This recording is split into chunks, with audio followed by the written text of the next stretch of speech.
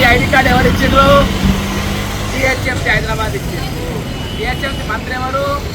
GHMC మంత్రి ఎవరు? రేవంత్ రెడ్డి. ఇది ఐడి కార్డు. నువ్వు ఇచ్చిన ఐడి కార్డు అమ్మా మీకు ప్రభుత్వం ఇచ్చింది. మీకు స్కిల్ డెవలప్మెంట్ ఎవరు ఇచ్చిండ్రు? ట్రైనింగ్ ఎవరు ఇచ్చిండ్రు? ట్రైనింగ్ ఎవరు ఇచ్చిండ్రు? మీకు ఇన్స్టాల్మెంట్ ట్రైనింగ్ ఎవరు ఇచ్చిండ్రు? జిహెచ్ఎంసీ ఇచ్చింది. జిహెచ్ఎంసీ ఇచ్చిందిగా మీ ట్రైనింగ్. మరి గుర్తుందా అభిలాష్ కూడా మీకనికి? మీకు ఫోన్ ఎవరు ఇచ్చిండ్రు? జిహెచ్ఎంసీ ఇచ్చింది కదా. నేను అడిగితే గట్టిగా చెప్పాలమ్మా. వాళ్ళకి అంతలే చెవులు తప్పకపోయినాయి. వాళ్ళ కొట్టి చెవులలో రెండైనా వాడతాయి. మేయా కృష్ణారెడ్డి మెల్లగిన వాడగానే గట్టిగా వాడుతుంది. ఎందుకంటే వాళ్ళు పైసలు ఇస్తారు, కమిషన్ ఇస్తారు వాళ్ళు మున్సిపాలిటీ వాళ్ళు. మేయా కృష్ణారెడ్డి అంటారు. వాళ్ళ బిల్లులు రెండు నిమిషాలలో రాసి పంపిస్తారు. అంబా అని పేరు 1 నిమిషాలు అయినా వాడుతుంది.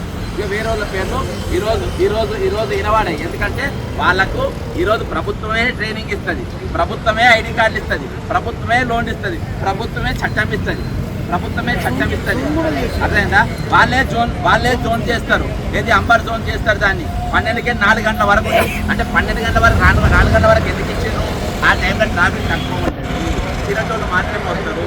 స్కూల్లో పోయేటోళ్ళు స్కూల్కి వెళ్ళిపోతారు, ఆఫీస్లో పోయేటోళ్ళు ఆఫీస్లో పోతారు, కాలేజీలో పోయేటో కాలేజీ పోతారు.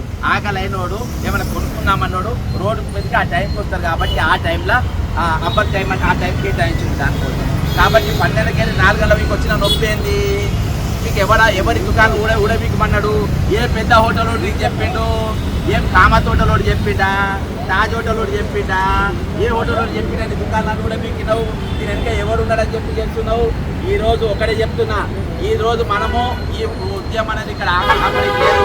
ఈరోజు మన కోసం పోలీస్ బ్రదర్ చాలా మంది వచ్చేది. మనం ఏమైనా తెల్లగిస్తే గెలుపుకొని పట్టాలు పెట్టుకొని మనం తీసుకొని లోపడేద్దామని అవకాశం మనం ఎవరిని అడగాలి తెలుసా? ఈ సంగతి ఎవరిని అడగాలి తెలుసా? రాహుల్ గాంధీని పోయి అడగాలి. ఎవరిని అడగాలి? ఎందుకు అడగాలి? ఆయన రాసిండు ఇది పేదల ప్రభుత్వం అని, గరీబీ హఠావని వాళ్ళ నాయనమ్మ అన్నది. ఈయనేమో వ్యాపారస్తులు బతుకొచ్చి ఆయన చెప్పిండు. కాబట్టి ఈరోజు ఇవన్నీ కూడా మన రాహుల్ గాంధీని పోయి అడగాల్సిన పరిస్థితి. ఇది ఏమైనప్పటికీ ఈ రాష్ట్రంలో పేదోడు బతకనికి వీల్లేదు అని నిరూపిస్తున్నారు, పేదోళ్ళకి ఇల్లు ఉండడానికి వీల్లేదు అని నిరూపిస్తున్నారు.